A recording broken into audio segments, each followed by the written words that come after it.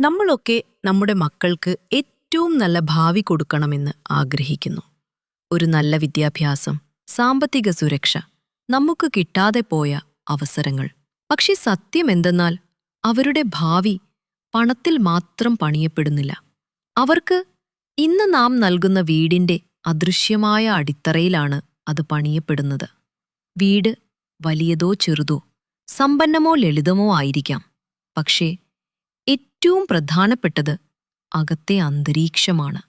സ്നേഹം തുറന്നു പറയുന്ന, പിഴവുകൾ ക്ഷമയോടെ നേരിടുന്ന, ആ വീടിലെ ഓരോ ഹൃദയത്തിനും ബഹുമാനം നൽകുന്ന ഇടത്തിൽ അവർ വളർന്നാൽ അവർ അകത്തുനിന്നും ശക്തരാകും.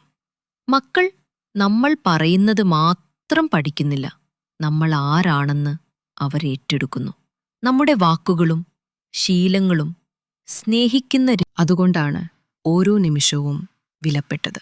ഇന്ന് നമ്മൾ അവരോട് സംസാരിക്കുന്ന വിധം നാളെ അവരവരുടെ മക്കളോട് സംസാരിക്കുന്ന രീതിയിൽ പ്രതിധ്വനിക്കും.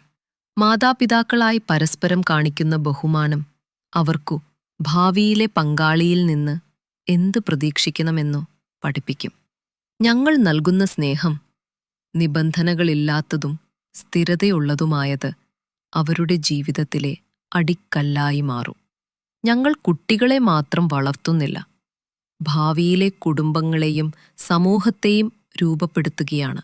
അതിനാൽ ഒരിക്കലും മങ്ങിയുപോകാത്ത അവകാശം അവർക്ക് കൊടുക്കൂ. സ്നേഹത്താൽ, സമാധാനത്താൽ, വിശ്വാസത്താൽ നിറഞ്ഞ ഒരു വീട്. അതാണ് യഥാർത്ഥ പാരമ്പര്യം.